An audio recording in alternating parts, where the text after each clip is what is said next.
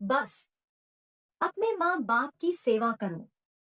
एक छोटा सा बोर्ड रेहड़ी की छत से लटक रहा था। उस पर मोटे मार्कर से लिखा हुआ था, घर में कोई नहीं है, मेरी बूढ़ी माँ बीमार है, मुझे थोड़ी थोड़ी देर में उन्हें खाना, दवा और टॉयलेट कराने के लिए घर जाना पड़ता है। अगर आपको जल्दी है तो अपनी मर्जी से फल तौल ले और पैसे कोने पर गत्ते के नीचे रख दें। साथ ही रेट भी लिखे हुए हैं। और अगर आपके पास पैसे नहीं हो तो मेरी तरफ से ले लेना, इजाजत है। मैंने इधर उधर देखा, पास पड़े तराजू में 2 किलो सेब तोले, दर्जन भर केले लिए, बैग में डाले, प्राइस लिस्ट से कीमत देखी, पैसे निकाल कर गत्ते को उठाया, वहाँ 150 और 10-10 के नोट पड़े थे। मैंने भी पैसे उसमें रख कर उसे ढक दिया। बैग उठाया और अपने फ्लैट पे आ गया।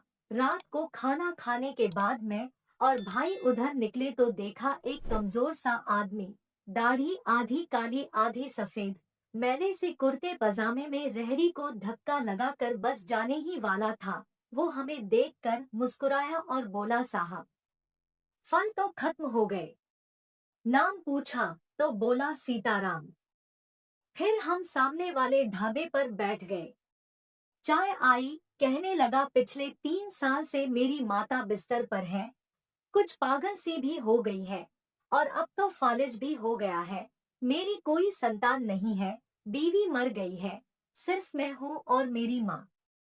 माँ की देखभाल करने वाला कोई नहीं है, इसलिए मुझे हर वक्त माँ का ख्याल रखना पड़ता है। एक दिन मैंने माँ का पाँव दबाते हुए बड़ी नरमी से कहा, माँ, तेरी सेवा करने को तो बड़ा जी चाहता है, पर जेब खाली है और तू मुझे कमरे से बाहर निकलने नहीं देती, कहती है तू जाता है तो जी घबराने लगता है। तू ही बता मैं क्या करूं? अब क्या गले से खाना उतरेगा?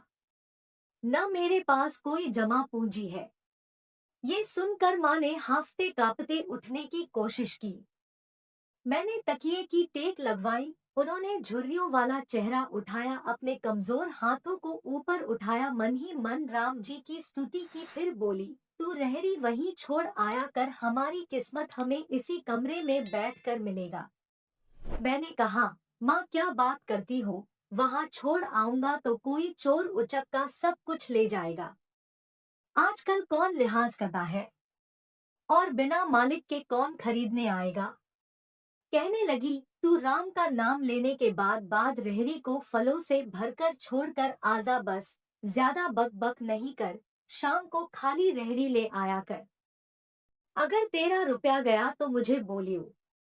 2.5 साल हो गए हैं भाई, सुबह रेहड़ी लगा आता हूँ, शाम को ले जाता हूँ, लोग पैसे रख जाते हैं, फल ले जाते हैं, एक धेला भी ऊपर नीचे नहीं होता, बल्कि कुछ तो ज्यादा भी रख जाते हैं। कभी कोई माँ के लिए फूल रख जाता है, कभी कोई और चीज। परसों एक बच्ची पुलाव बनाकर रख गई, साथ में एक पर्ची भी थी अम्मा के लिए। एक डॉक्टर अपना कार्ड छोड़ गए, पीछे लिखा था, माँ की तबीयत नाजुक हो तो मुझे कॉल कर लेना, मैं आ जाऊंगा। कोई खजूर रख जाता है, रोजाना कुछ न कुछ मेरे हक के साथ मौजूद होता है। न माँ हिलने देती है, न मेरे राम कुछ कमी रहने देता है। माँ कहती है, तेरा फल मेरा राम अपने फरिश्तों से बिकवा देता है।